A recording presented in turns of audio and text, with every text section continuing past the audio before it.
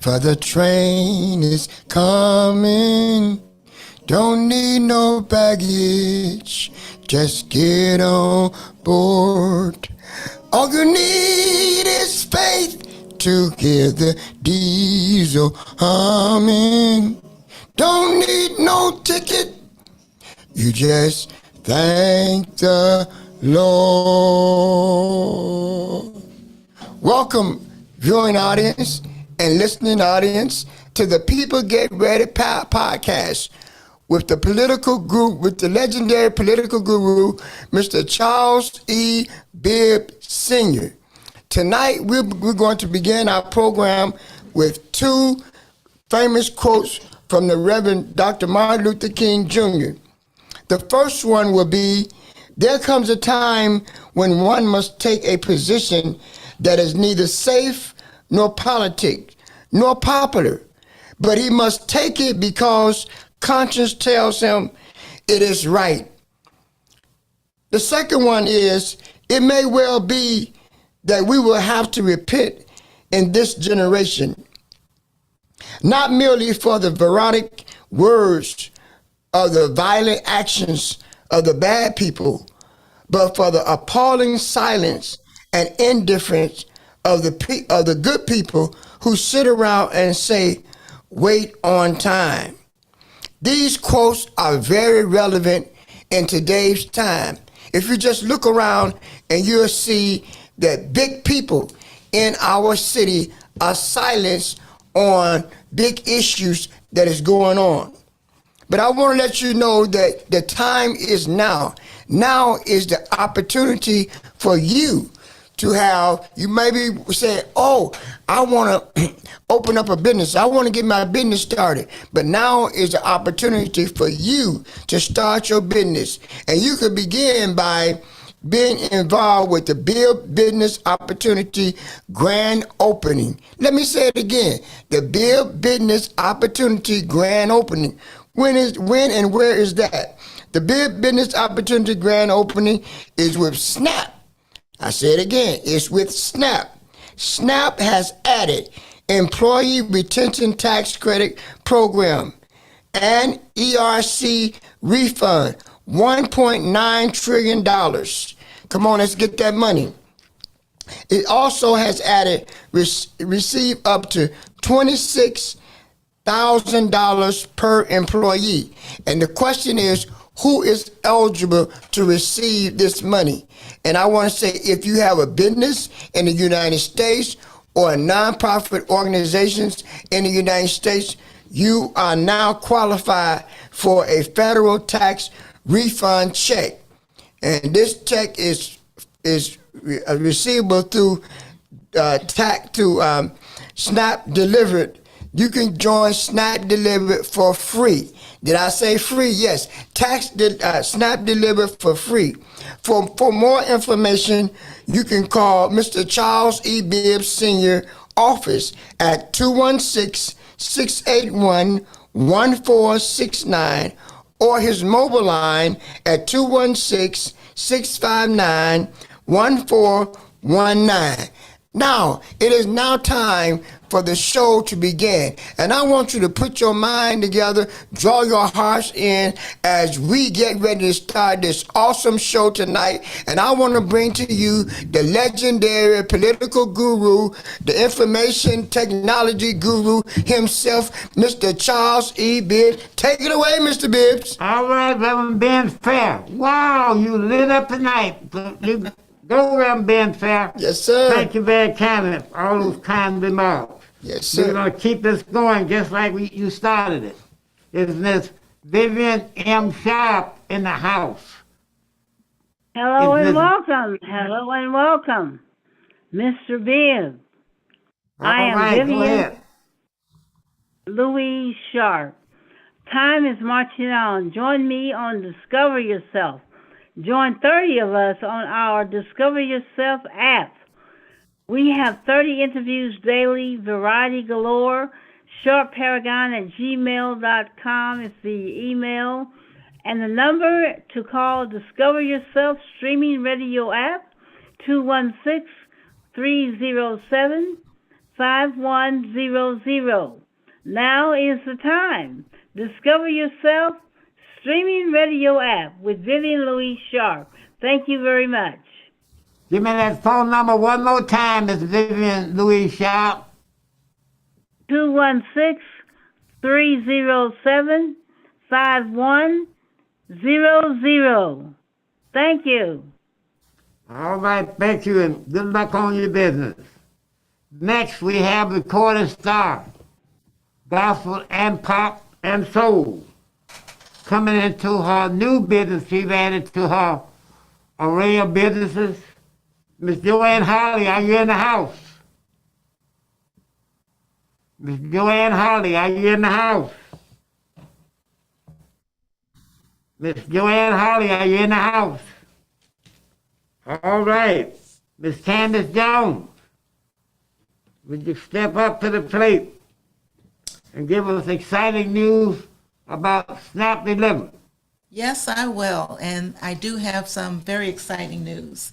So some of you may know that SNAP Delivered was launched last year in 2021 as a food delivery service that helps restaurants out because they only charge $2 per delivery instead of the 20, 30, or 40% per delivery to the restaurant.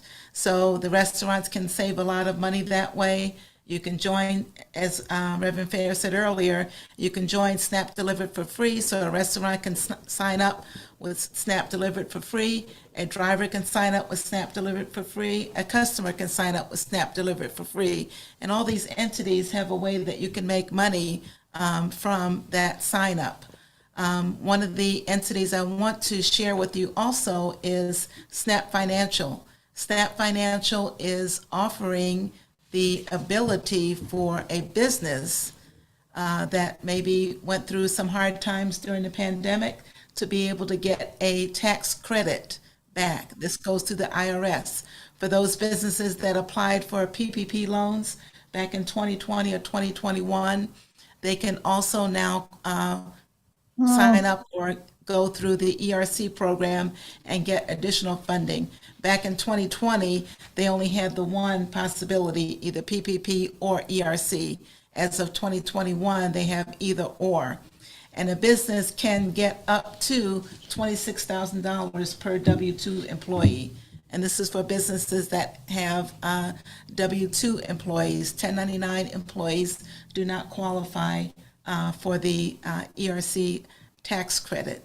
So I tell a business that even if you think you may not qualify, go through the process because you may qualify for something. Mm-hmm. You may not qualify for the total $26,000, but if you're able to get a tax credit, then why not take that? And this is through the IRS. It doesn't go through a bank. This money that you receive back from the IRS is not, you don't have to pay it back. A business does not have to use it for anything special. They can use it for whatever they want to use it for. So it's up to them to do that. And this is all part of the CARES Act that came out in 2020. So their legislation was put into place for the ERC, and it will sunset, one day. So the legislation was brought up to say that a business can apply for ERC tax credit up to 3 years. So 2020, you have 3 years, 2023, 2021, you have 3 years, 2024. But I would tell a business, if you don't think you qualify, go through the process and see if you do. I do know some businesses that did apply, didn't think they qualified, and they do get some money back. So if you want more information, you can call Mr. Bibb at 216-681-1469, or you can give me a call, 216-570-4738. I'm trying to let as many businesses as I can know about it because, again, I said this will sunset, come a day when it's going to sunset, and it won't be around. And businesses are trying to recover from the pandemic. This is a way to get a tax credit to be able to help them to recover from that. And it could be a business from 10 to 500 employees. So they're apply to see if you do qualify. Great. Okay. I was muted. No. Ms. Candace, Yes. would you explain that how many employees? Anywhere from 10 to 500 employees. You go through the process to see what portions you qualify. It can be full-time and part-time, but it's W-2 employees only. Okay. Very good, very good. Now, is Miss Joanne Harley in the house? I was in the house, I was unmuted, but I'm here. Go right ahead, Miss Joanne Harley. Okay. And we've been waiting on you. Glad to hear from you. Okay, I'm glad to be here. Good evening, Ohio and around the world. Welcome to People Get Ready with Mr. Charles E. Bibb Sr. I am Joanne Hollywood, your cryptocurrency queen. I have some extraordinary information to share. Get your pen and paper out now. I am excited for what the future has to offer. I was blessed to be invited to join a private group that helps you build your legacy with cryptocurrency and trading without having to spend a lot of money. But your options are unbelievable. It's giving me the chance to build my legacy and help my family and friends to do the same. I'm actually going to share with you how you can make all the money that you need. If you want to receive an invitation to learn more about cryptocurrencies and trading, please send me a text at 216-407-0008. That's 216-407-0008. Put CC, which is 2 C's, in the message that stands for cryptocurrencies, and I will send you the conference call number and times available. Also, as a bonus to you, Mr. Charles E. Bibb Sr. has invited me to come over to present this business opportunity to you once again on Saturday, September 24th. Doors open at 4 p.m. 17325 Euclid at London Road. Second floor conference room, room number suite 2011. Free admission and free refreshments. That is 17325 Euclid at London Road, second floor, conference room 2011. Free admission, free refreshments. Anybody that knows me knows I believe in having money all the time, not just sometimes. Don't miss out on this. No excuses. If you want a lifestyle change, tell yourself, I will find a way, I will create a way, but I will not create an excuse. So let's get moving and shaking and start texting. Back to you, Mr. Charles E. Bibb Sr. Thank you, Miss Joanne Harley. We are excited about you coming out this Saturday to share information about your new business in the cryptocurrency. A lot of people have been asking about it and asking what it is. I told them we'll have you come out and explain the whole deal. And I appreciate that. Thank you. Looking forward to seeing you on Saturday. Thank you, Mr. Bibb. Ms. Candace Jones, this was an exciting weekend, this past weekend. Would you tell us how the Grandparent Day went out at Lucas Park? Okay, to sum it up, it was a great event. The weather cooperated. It was a nice sunny day. There were a lot of vendors out there. I didn't count how many, but the park was surrounded with vendor tables. All different types of resource vendors were there. There was a stage. They had a DJ playing music. They had a jazz group that played jazz in the afternoon. There was recognition of the police officers. There was recognition of other city officials, the mayor, the Armin Budish, who is the outgoing county executive for Cuyahoga County.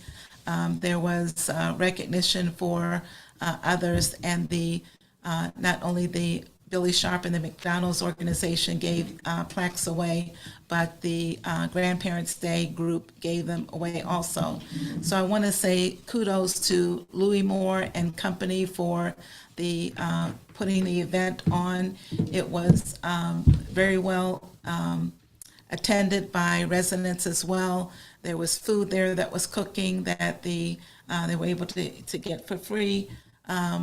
lots of resources, availability for free. Also, there was Cuyahoga County had information for seniors, for housing. It was just a great event altogether. So I'm glad I had an opportunity to attend. I'm glad the weather cooperated, and it was a nice sunny day. So it was a great time all around. Thank you. And we have some announcements. Would you share with our audience what's going on at both libraries? Cleveland Library, Martin Luther King, and East Cleveland Library, #1 in the state. So the East Cleveland Public Library has an event called Let's Talk About It, Health, Crime, and Empowerment. Civic engagement at East Cleveland discussion, your voice, your community. It's a 3-hour discussion, free and open to the public. This event will take place Saturday, September 24th, 1 p.m. to 4 p.m. at the East Cleveland Public Library in the Performing Arts Center. The address for the East Cleveland Public Library is 14101 Euclid Avenue, East Cleveland, Ohio, 44112. For more information, you can go to the East Cleveland Public Library website, which is www.eastclevelandpubliclibrary.org. Again, that date is Saturday, September 24th, which is this coming Saturday, 1 p.m. to 4 p.m. at the East Cleveland Public Library. So let's talk about it. Ms. Candace Jones, that's going to be real exciting. Real unfair. You know, in East Cleveland, the citizens are having a recall. We're going to be talking about the recall of the mayor. They're going to be talking about the recall of a councilman. It's going to be awful exciting. Then the police chief has been indicted. He was on Channel 19 last night. And then 2 other police have got indicted since he got indicted. Yes. So there's going to be a lot of talking going on Saturday at the East Cleveland Public Library. Yes, sir. And then at the same time, in Cleveland, would you tell us what's happening in Cleveland, Ms. Candace? So at the Martin Luther King Jr. Branch of the Cleveland Public Library, there's a book signing and release on Saturday, September 24th at 1 p.m. Again, this is at the Martin Luther King Jr. Branch, 1962 Stokes Boulevard. It's up, it's a way up and a way out. And this book signing is by Edgar B. Jackson Jr., MD. So look forward to the book signing. Again, that's this coming Saturday, September 24th at 1 p.m. at the Cleveland Public Library, the Martin Luther King Jr. branch. And I just want to read a little note. Nationally renowned physician Edgar B. Jackson Jr., MD, joins Cleveland Public Library for an exclusive book signing, discussion, and release party for his new memoirs. The discussion will be moderated by Reverend Dr. Otis Moss, Jr., pastor Mathis of Olivet Institutional Baptist Church. The event is free and open to the public. You can register at eventbrite.com. Again, Saturday, September the 24th at 1 p.m. at the Martin Luther King Jr. branch of the Cleveland Public Library. Thank you, Ms. Candace Jones. And next on our program, Reverend Ben Fair, Yes, sir, the Mr. Bibb. shocker of the year. Bring us up to date on what's going on with St. Vincent's Hospital. Yes, sir, Mr. Bibb. Unfortunately, the St. Vincent Charity Hospital will be ending its inpatient and ER services in Cleveland. St. Vincent Charity Medical Center officials announced Wednesday the hospital will be discontinuing inpatient and emergency room services in November. It says seismic shifts in healthcare over the last decades have created a challenging environment for St. Vincent Charity Medical Center to continue as a traditional acute hospital. Officials said in a media release, St. Vincent is located at 2351 East 22nd Street, is known for providing care to low-income residents and for its mental health and substance abuse programs. The hospital psychiatric ER is one of the key resources in the city for people suffering from mental health emergencies. The emergency department and inpatient services will end on November 15th, the release said. After that, the medical center will provide ambulatory care in the form of outpatient mental health services, addict medicine services, primary care, internal medicine, and specialty clinics and urgent care. The federal tax documents show that the hospital systems operate at a loss each year from 2017 to 2019 before the pandemic arrived in 2020. St. Vincent is located in Cleveland Central neighborhood. Nearly 90% of the residents are black and about 70% live in poverty, according to the figures from the Central Community Solution. On Wednesday, Cleveland City Council President Blaine Griffith and Ward 5 Councilman Richard Starr, who represents Central, said they were disappointed by the decision. The Sisters of Charity decisions to end the emergency and inpatient services will have an immediate, drastic impact on the health of Central and Ward 5. It says, periodically, African American communities, the councilman wrote in a media release, two zip codes surrounding the St. Vincent Charity Hospital will be affected. And these zip codes are 44103 and 44115, have the lowest life expectancy of any zip codes in Cleveland. The councilman also expressed concern for the people who work at the hospital. The medical center will retain approximately 100 caregivers, including clinical and non-clinical staff, according to the hospital media release.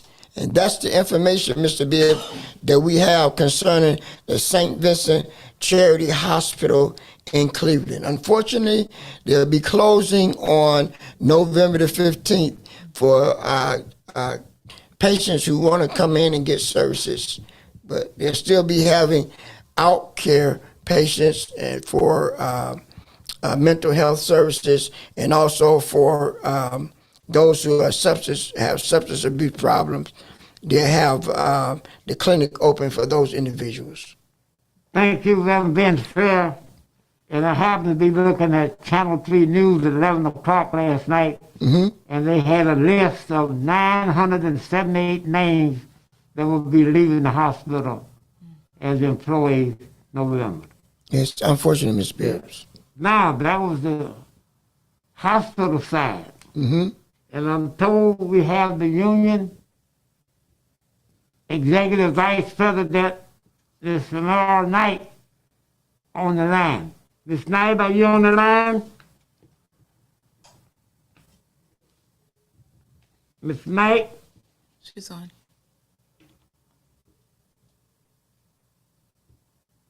Miss Knight, we can't hear you if you're talking.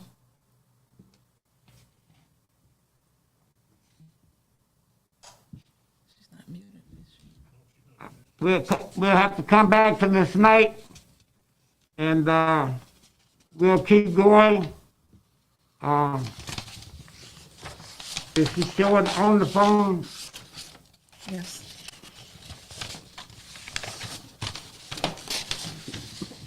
Apparently she's having some difficulty. Is Miss Sharon Penman? Are you available? Yes, Miss Bibb, I'm here. Hello, everyone. Okay, Miss Sharon Penman has been doing a great job with the Martin Luther King letter from the Birmingham Jail. I'm looking forward to this week. She's going to share with us, and she's going to also tell us where she left off last week. Thank you, Ms. Sharon Finley. Thank you, Mr. Bibb.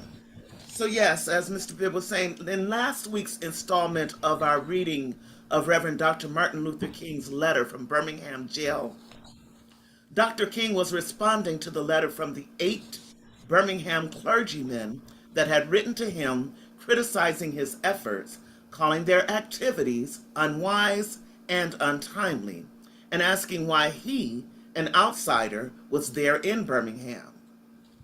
This is from Dr. King himself, quote, "I am here because I have basic organizational ties here," unquote.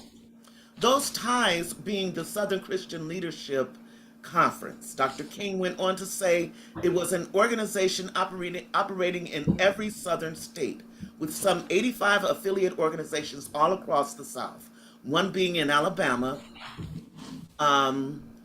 one being the Alabama Christian Movement for Human Rights. So Dr. King further noted that several months ago, our local affiliate here in Birmingham invited us to be called on to engage in a nonviolent direct action program. If such were deemed necessary, and which they readily consented and were there when the hour came for them to live up to their promises. So in last week's segment, we focused on the time for change. Today, we will focus on the nature of segregation. Let's pick up where we left off from letter from Birmingham Jail last week. Dr. King went on to say, and this is him following up where he had mentioned how they had made agreements and sat down for negotiations, and the business owners and such has said that they would at least remove the racial signs from their front of their businesses. Of course, the organization waited, and Dr. King and them waited, and of course they were blindsided as always, and the signs remained as they were. So he picked up and went on to say that when we discovered that Mr. Connor was the runoff, right there, I'm sorry. We were not unmindful of the difficulties involved. So we decided to go through a process of self-purification. We started having workshops on nonviolence and repeatedly asked ourselves the questions: are you able to accept blows without retaliating? And are you able to endure the ordeals of jail? We decided to set our direct action program around the Easter season, realizing that the exception of Christmas, this was the largest shopping period of the year. Knowing that a strong economic withdrawal program would be the byproduct of direct action, we felt that this was the best time to bring pressure on the merchants for the needed changes. Then it occurred to us that the March election was ahead. So we speedily decided to postpone action until after the election day. When we discovered that Mr. Connor was in the runoff, we decided again to postpone action so that the demonstration could not be used to cloud the issues. At this time, we agreed to begin our nonviolent witness with the day after the runoff. This reveals that we did not move irresponsibly into direct action. We too wanted to see Mr. Connor defeated. So we went through postponement after postponement to aid this community's need. After this, we felt that direct action could be delayed no longer. You may well ask, why direct action? Why sit-ins, marches, and so forth? Isn't negotiating a better path? Well, you are exactly right with your call for negotiation. Indeed, this is the purpose of direct action. Nonviolent direct action seeks to create such a crisis and establish such creative tension that a community that has consistently refused to negotiate is forced to confront the issue. It seeks to dramatize the issue that it can no longer be ignored. I just referred to the creation of tension as a part of the work of the nonviolent register. This may sound rather shocking, but I must confess that I am not afraid of the word tension. I have earnestly worked and preached against violent tension, but there is a type of constructive nonviolent tension that is necessary for growth. Just as Socrates felt that it was necessary to create a tension in the mind so that individuals could rise from the bondage of myths and have truths to the unfettered realm of creative analysis and objective appraisal. We must see the need for having nonviolent gadflies to create the kind of tension in society that will help men to rise from the dark depths of prejudice and racism to the majestic heights of understanding and brotherhood. So the purpose of direct action is to create a situation so crisis packed that it will inevitably open the door to negotiation. We therefore concur with you in your call for negotiation. Too long has our beloved Southland been bogged down in the tragic attempt to live in monologue rather than dialogue. One of the basic points in your statement is that our acts are untimely. Some have asked, why didn't you give the new administration time to act? The only answer that I can give to this inquiry is that the new administration must be prodded about as much as the outgoing one before it acts. We will be sadly mistaken if we feel that the election of Mr. Boutwell will bring the millennium to Birmingham. While Mr. Boutwell is much more articulate and gentle than Mr. Connor, they are both segregationists, dedicated to the task of maintaining the status quo. The hope I see in Mr. Boutwell is that he will be reasonable enough to see the futility of massive resistance to desegregation. But he will not see this without pressure from the devotees of civil rights. My friends, I must say to you that we have not made a single gain in civil rights without determined legal and nonviolent pressure. History is the long and tragic story of the fact that privileged groups seldom give up their privileges voluntarily. Individuals may see the moral light and voluntarily give up their unjust posture, but as Reinhold Niebuhr has reminded us, groups are more immortal than individuals. We know through painful experience that freedom is never voluntarily given by the oppressor. It must be demanded by the oppressed. Frankly, I have never yet engaged in a direct action movement that was well timed, according to the timetable of those who have not suffered unduly from the disease of segregation. For many years now, I have heard the word wait. It rings in the ear of every Negro with a piercing familiarity. This wait has almost always meant never. It has been a tranquilizing, thalidomide, I think that's a drug, relieving the emotional stress of a moment, only to give birth to an ill-formed infant of frustration. We must come to see with the distinguished jurist of yesterday that justice too long delayed is justice denied. We have waited for more than 340 years for our God-given constitutional rights. The nations of Asia and Africa are moving with jet-like speed through the goal of political independence, and we still creep at horse and buggy pace toward the gaining of a cup of coffee at a lunch counter. I guess it is easy for those who have never felt the stinging darts of segregation to say wait. But when you have seen vicious mobs lynch their mothers and fathers at will and drown your sisters and brothers at whim, when you have seen hate-filled policemen curse, kick, brutalize, and even kill your black brothers and sisters with impunity, when you see the vast majority of your 20 million Negro brothers smothering in an airtight cage of poverty in the midst of an affluent society, when you suddenly find your tongue twisted and your speech stammering as you seek to explain to your 6-year-old daughter why she cannot go to the public amusement park that has just been advertised on television, and see tears welling up in her eyes when she is told that Funtown is closed to colored children, and see the depressing clouds of inferiority begin to form in her little mental sky, and see her begin to distort her little personality by unconsciously developing a bitterness toward white people.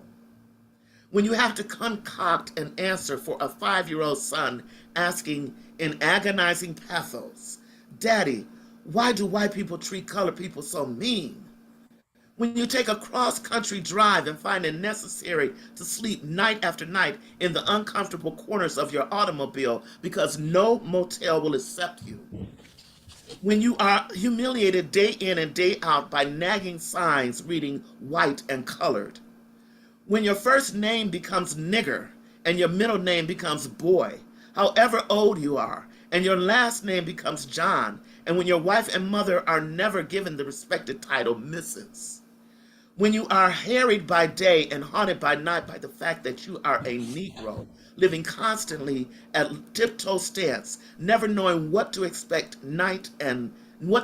expect next, and plagued with inner fears and outer resentments, when you are forever fighting a degenerating sense of nobodiness, then you will understand why we find it difficult to wait. There comes a time when the cup of endurance runs over and men are no longer willing to be plunged into an abyss of injustice, where they experience the bleakness of corroding despair. I hope, sirs, you can understand our legitimate and unavoidable impatience. And we're going to stop right there with this segment of A Letter from Birmingham Jail, of course, written by none other than the Dr. Reverend Martin Luther King Jr. Back in 1963, as he sat imprisoned in Birmingham, Alabama, where he went to assist with the injustice that was being forced upon our brothers and sisters down there. Mr. Bibb, back to you.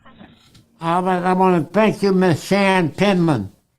You read that just like it was Birmingham today, and the action that's being put on the African Americans in some parts of the country right now are exactly the same way it was in '63. And I'm so glad you were able to give us this second reading, and we have 2 more to go before we complete the Birmingham Jail letter that Reverend Dr. Martin Luther King read in 1963. Thank you again. Yes, sir. Thank you for having me. Yeah. Mr. James Jerome Bell, Yes, Mr. Bibb.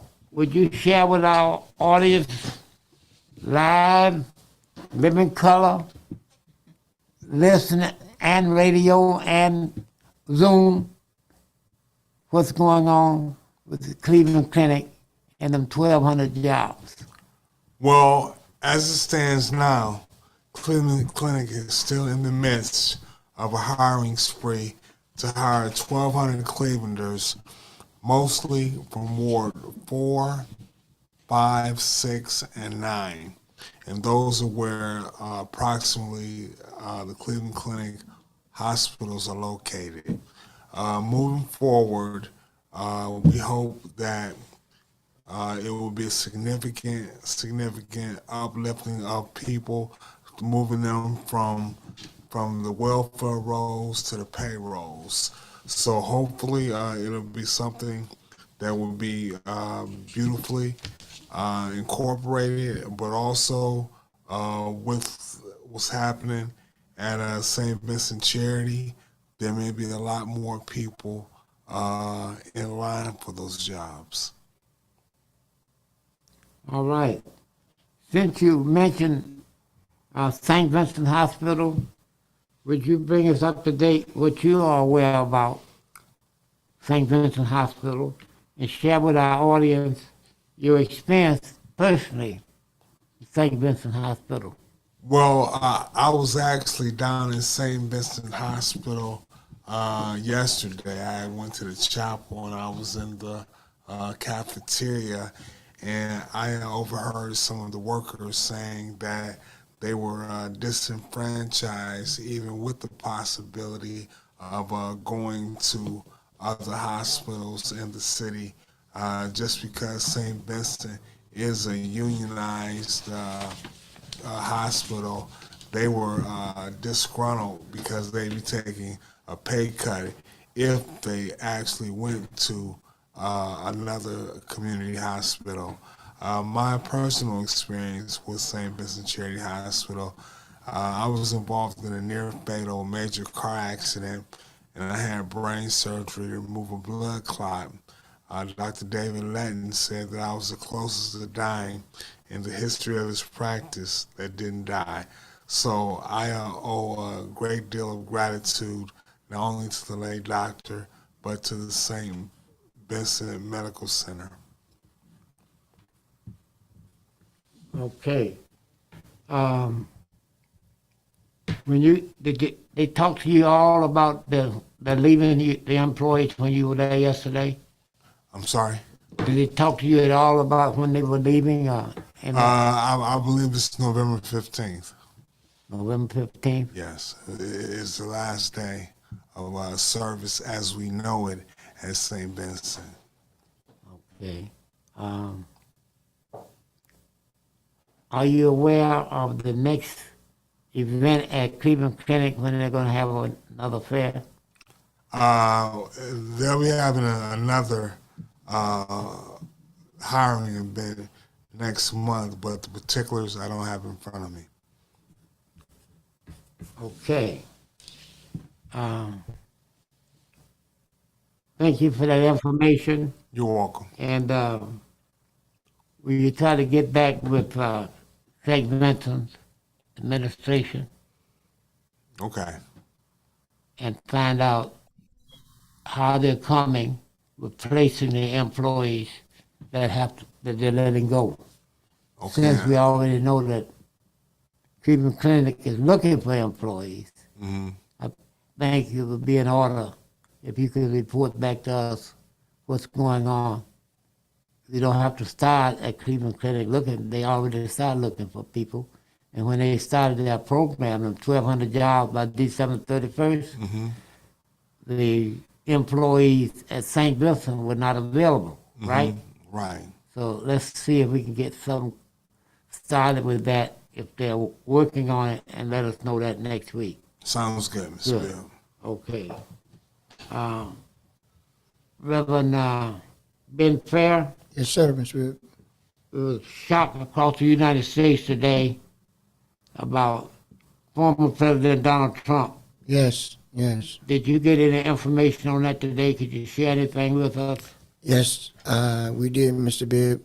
The Justice Department in New York City have filed a 220 pages of complaints or civil lawsuit against the former president Donald Trump. 220 pages of complaints against the president, former president. They suing him, and the district attorney in New York City is suing the former president. All right. Mr. James Jerome Bell, were you aware of that? Yes, I was recently informed of that. All right. What were you informed? Well, I was informed that the Attorney General in the state of New York had brought forth the charges, like Reverend Fair said, and from what I understand, it's pretty serious. Okay, very good. So we'll do a follow-up on that because that just happened today. And when the Attorney General spoke, she spoke for an hour on the various charges that they're bringing against the former President Donald Trump. So tonight and tomorrow, we'll try to bring back a full report next week on what the charges were and what's the next step with them going to trial and when are they going to trial. We'll try to get that Reverend Ben Fair, you and James Jerome Bell. Okay, absolutely, Mr. Bibb. Yeah. And before we finish the show, you can go to your phone, Reverend Fair. It might be something in there now on Cleveland.com before we move to our next order of business. Mm-hmm. All right. Next on our business for our podcast today is Know Your Government. We talked earlier about the police chief. He was in court today, and he was arraigned, and he'll be back for his next court appointment early October. That's the chief of police in the city of East Cleveland. 2 other officers were also indicted.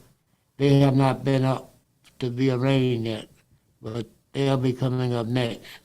So along those lines, in the city of East Cleveland, there's a lot going on in the police department. And earlier we spoke about a recall, and that is on the ballot officially now of the mayor and the council member. So we'll keep an eye on that, and that's for the November 8th election, on how that's coming in the city of East Cleveland. Other thing on our agenda in the city of Cleveland. I understand that the council meeting is coming Monday, the 26th. There'll be a group from St. Vincent Hospital to go down and address the council about what's happening at St. Vincent, and we're going to find out what's the next step between the city of Cleveland and St. Vincent. And the city of Cleveland being the president of council is Blaine Griffin and the mayor, Justin Bibb. We will have something to say probably on Monday night, their next step. And we're looking forward to hearing what's going there. And the information that Reverend Ben Fair gave us about the location of the hospital and the poverty level around the hospital, it just can't take the hospital away and leave nothing. So we're going to see what happens there. Several years ago, Union Road Hospital moved out of East Cleveland, city of East Cleveland, but they did leave us with the Stephanie Tubbs Jones Medical Center. I know most of you are aware of that.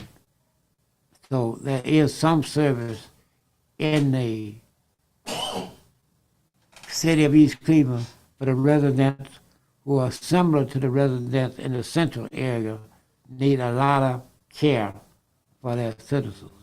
So we want to see what's going to happen in the St. Vincent area, because when it closed November the 15th, it's the only downtown hospital in the city of Cleveland. So we will be reporting back next week on what happened at the Cleveland City Council Monday night, September 26th. Mm-hmm. Council meeting starts at 7 o'clock, and the audience are allowed to speak before the council meeting. So that should be very interesting. So we'll have that report for you. Now we have some interesting dates coming up next year. Dr. Reverend Fair, are you familiar with the 60th anniversary of the I Have a Dream Martin Luther King speech? Yes, sir. All right, share that with the audience, what's going to have at the 60th anniversary. Well, at the 60th anniversary, Mr. Bibb, this is going to be taking place in August of 2023. And we're going to be having, there's going to be a program there on the 28th of August. So we're looking forward to the celebration of the 20th anniversary of the I Have a Dream speech. And hopefully we'll be chartering a bus there to Washington, D.C. to take part in that great program. Very good. Miss Sharon Pittman, are you still with us? All right. Mr. James Jerome Bell, Yes, would you Mr. like to Bibb. add to that? Well, I am. I think the historical significance that 60 years has passed since I Have a Dream speech and the collective experience of black folk and people of all colors coming together is truly significant. It's my hope that the 60th anniversary of this great moment in American history will first and foremost, continually uplift the people of this country to the point where we can no longer have our differences, but truly bring together collectively the human experience in which we find ourselves in this day in the 21st century, where Dr. King's dream will be kept alive, and most importantly, it will become a reality. Thank you, Mr. James Jerome Bell. Miss Sharon Pittman, Yes, sir. all right, would you share with us that 60th anniversary, the information that you know about when we go to Washington, D.C. next year, Friday, Saturday, Sunday, and Monday, 26th on Saturday, 27th Sunday, 28th Monday. Would you share with our audience what else you know about it? Yes, Mr. Bibb. What I also know about it is the People Get Ready podcast are planning to take buses up to or over to Washington, D.C. for this momentous anniversary, the 60th anniversary of Dr. King's I Have a Dream speech and the March on Washington. So reenacting this march again is, I think, a very important movement, especially in the climate that we are still in with this fight for civil rights in this country. As I read in my letter, or in my letter, but in Dr. King's letter from a Birmingham jail, he mentioned how the Midwest, or not the Midwest, but the in Asia and over in Europe, they were back then already moving steadfast ahead of us as far as trying to alleviate the issues with racial injustice. Here we are, 60 years later, still fighting the fight. So to commemorate that anniversary in August, on August 26th through the 28th in Washington, D.C., will be a monumental movement. Thank you very kindly. And I might add, when we take our tour up there for the 3 days, there'll be some other activities, like going to the Reverend Dr. Martin Luther King Monument, and like going to the African American Culture Museum. So that's going to be quite a week. And next week we'll have a full report on you. You'll be able to start taking reservations, not deposits at this time, but reservations, so we can get a count on how many people are interested in going. Thank you very kindly. And Ms. Candace Jones, Yes, Mr. we're Bibb? going. Yes, I want you to share with us about this Saturday. This is an extra opportunity for SNAP delivery, and we want to know what will be going on at Chandler Park Saturday. Okay, so this Saturday, September the 24th, 2022, starting at 4 p.m. when the doors open at 17325 Euclid Avenue. That's the intersection of Euclid Avenue and London Road, the Chandler Park building, in suite number 2011, which is the second floor conference room. There will be a SNAP delivered getting started training for those that are interested in getting started with SNAP delivered for the delivery side or the ERC employee tax credit side. And again, you can sign up for SNAP delivered for free, but we'll go over information that you will need to know as well. So again, this Saturday, September the 24th, 4 p.m. Look forward to seeing you there. We'll go into more detail as far as the programs that SNAP Delivered offers, not only food delivery service, but the SNAP Financial. We'll go in more detail in that as well, and how you can get started and get a business going. Let me ask you another question.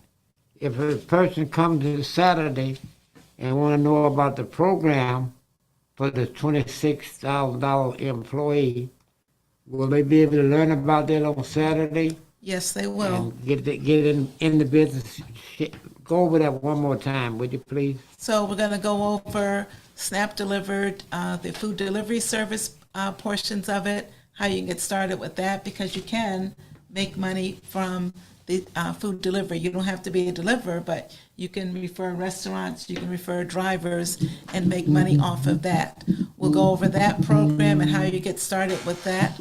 We'll go over the ERC program as well, the Employee Tax Credit Program, and how you can make money with that. And you can sign up for those, both of those programs for free. And with the ERC program, the Employee Tax Credit Program, if you just want to do that portion of it, help businesses go out and become familiar with what the ERC program, you can become what's called the ERC agent, where you go out and help businesses apply and register for this program, and you get paid a commission based on that. So you can sign up for free, and you can make money off of it as well. So we're going to go over that on Saturday, and how you do all that, and how you sign up for SNAP Delivered. And as I mentioned, to get associated with SNAP Delivered is for free. So, you're not out anything by doing that. All right. Thank you very kindly. And I'm going to share with you, yesterday we made history in the city of East Cleveland.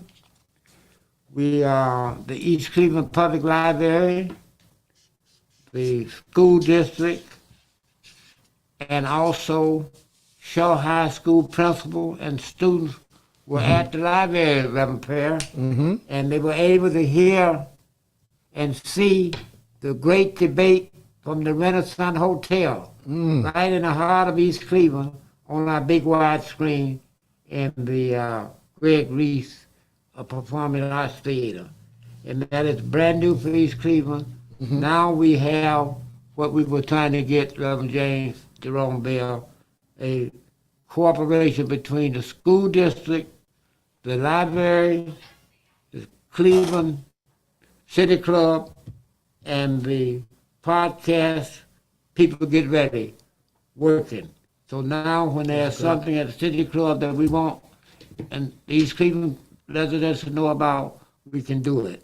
And I think that's a great step forward on getting young people involved in government so that the voting registration can start to increase again. Thank you very kindly. Reverend Fair, did you have anything else you want to add? And I just want to say, Mr. Bibbs, I think that is a great opportunity for our young people to get involved in registering to vote, because we do have seniors, some seniors who will be turning 18 at the end of the year. So they can be, if they register, they can vote and become part of the political process. And because those politicians that make decisions is going to affect their lives and their family lives as well. Okay, thank you, Reverend. They have to be 18 by election day, by November 8th, Yes. and they can register to vote. Yes. James Jerome Bell, you were in East Cleveland yesterday. You were there with the seniors in the Shell High School and the principal of the school.